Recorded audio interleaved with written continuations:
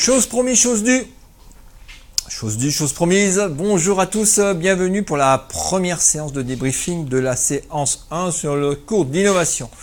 C'est pas une séance de débriefing, on va faire un peu le bilan de cette première semaine, première séance d'activité, un peu plus qu'une semaine. Pour les retardataires, vous allez voir qu'il y en a quelques-uns. 33 inscrits, c'est une petite promo cette année, toute petite promo cette année.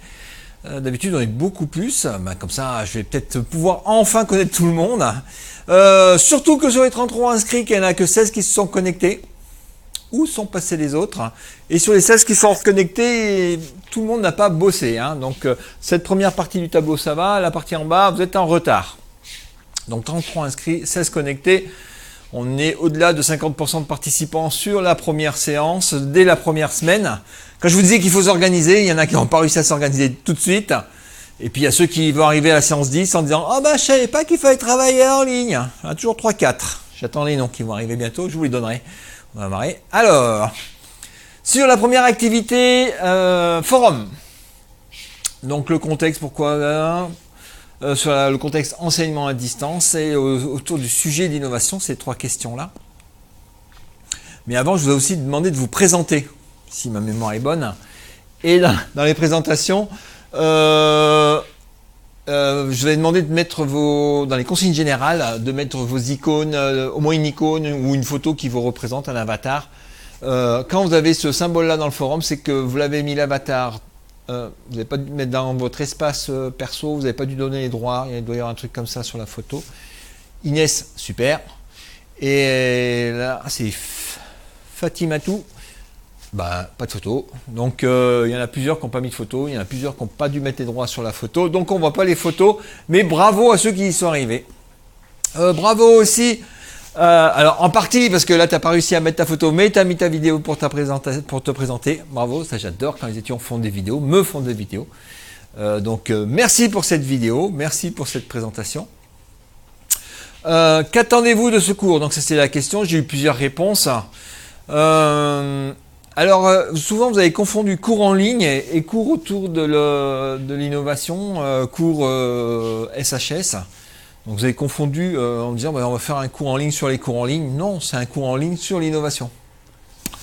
Donc il y a eu quelques confusions de ce type-là. Aussi des confusions sur un... Non, c'est pour répondre à Costia. Non, ce n'est pas un MOOC. Un MOOC, c'est massif. Alors que je viens de vous dire, si vous vous rappelez, 33 participants. On n'est pas dans la masse d'utilisateurs. On n'a pas dépassé les 100, les 1000, les 10 000 ou les 100 000, comme on peut avoir sur un MOOC. C'est aussi pour ça que sur les MOOC, comme c'est ouvert à tous, Massive Open Online Course, c'est ouvert à tous, n'importe qui peut venir, comme si vous imaginez, on vous dit au supermarché le lait est gratuit, tout le monde va prendre du lait. C'est un peu pareil. Donc là c'est pas un MOOC, c'est-à-dire que c'est bien un cours en ligne, tous les cours en ligne ne sont pas des MOOC. La différence de ce cours, c'est que c'est un cours limité aux étudiants, aux 33 inscrits, aux étudiants de SHS. On pourrait en faire un MOOC, mais c'est pas le but. La différence entre un MOOC et notre petite popote entre nous, c'est justement, c'est une petite popote entre nous. Donc on n'est pas des 100 et des 1000 à travailler sur ce sujet-là, donc on a une relation un peu plus personnelle. Moi, j'ai déjà fait des MOOC. C'est compliqué d'identifier personnellement, même à partir de 100, 200 utilisateurs, les gens, quand c'est ouvert à tout le monde, il y en a qui viennent une semaine, il y en a qui viennent à toutes les séances. Comme tu dis, il y en a très peu qui font toutes les séances. Mais là, c'est pas du tout un MOOC. Là, l'idée, c'est justement vous bouger, vous pousser pour que vous soyez là de la première à la 10e séance. Surtout que vous avez une note. Et ça sert pour un examen, si j'ai bien tout compris. Le MOOC, c'est pas le cas. Ça participe pas à un diplôme. Enfin, pas la majorité. Maintenant, on commence à avoir des MOOC qui participent à des diplômes. Mais ce n'est pas le cas chez nous. Donc ici, c'est un petit cours en ligne. Petit parce qu'on n'est que 33. Voilà. Est-ce que, Costia, j'ai bien répondu à ta question? Puis en même temps, donc, on a un peu abordé le sujet de l'enseignement en ligne. Sur l'innovation, on avait mis un hashtag InnoA18. Alors, vous n'êtes pas batifolé là-dessus. Il n'y avait pas eu d'énervé sur le hashtag sur Twitter. J'ai pas vu beaucoup de comptes. J'ai... Qui? Je ne sais pas le nom, qui se pose des questions, pourquoi il y a 2 N à innovation. Bon. C'est tout ce que j'ai eu comme tweet. Donc, voilà. Ambroise, bravo. Tu m'as fait le premier tweet. Mais donc là, l'idée aussi, pour en revenir à la discussion sur cours ouvert, c'est la partie ouverture avec Twitter. On ouvre le processus qu'on fait en classe entre nous autour d'innovation. Il y a des choses où on pourra poser des questions, ben, c'est ouvert à tout le monde, via ce canal Twitter. S'il y a des gens qui sont sur Internet qui veulent parler d'innovation avec nous, ils rentreront dans ce cours-là par ce biais-là. Donc c'est pour ça que c'est pas aussi un cours entièrement fermé, parce qu'on a une petite ouverture sur l'extérieur avec ce hashtag sur Twitter. Donc je vous invite à créer vos comptes pour les. Donc apparemment j'en ai que 2. Donc comme on est 33, il m'en manque 31. Ouais, il y a du boulot les gars. Ensuite, la définition de l'innovation. Je ne m'y attendais pas. Confusion entre innovation et nouveauté. Paf, les deux pieds dans le plat. Confusion, comme on a parlé de la créativité, de la création sur la première séance, aussi innovation et créativité. Confusion aussi sur l'innovation, c'est juste de l'amélioration. Ça, c'est souvent que ça revient chez vous. J'ai pas mis toutes vos réponses, mais j'ai pris celles qui étaient un peu caractéristiques. L'innovation, c'est l'action de faire carburer les méninges dans l'objectif de produire quelque chose. Carburer les méninges, c'est de l'innovation. Il y a aussi, il faut que ça rapporte des sous, il faut que ça fasse avancer. Toi, il n'y a pas que... voilà.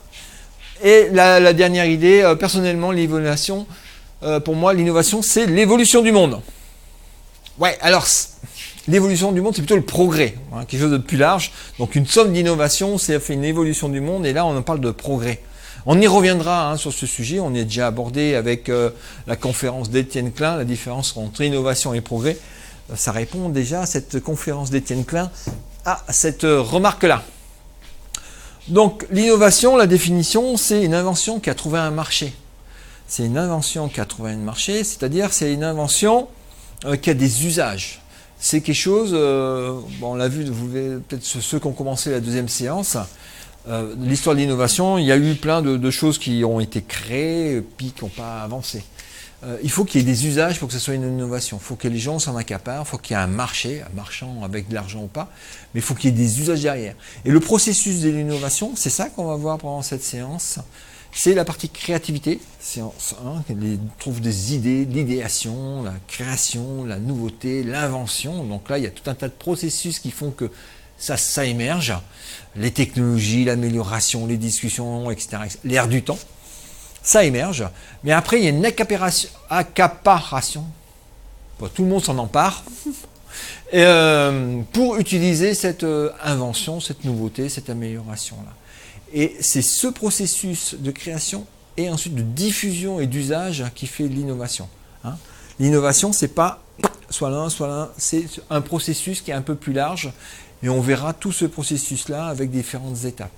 Donc l'idée à retenir, une innovation, c'est un processus. C'est pas une étape, une idée, ça c'est l'idéation, une invention, ça c'est l'invention. Une invention n'a pas forcément un marché.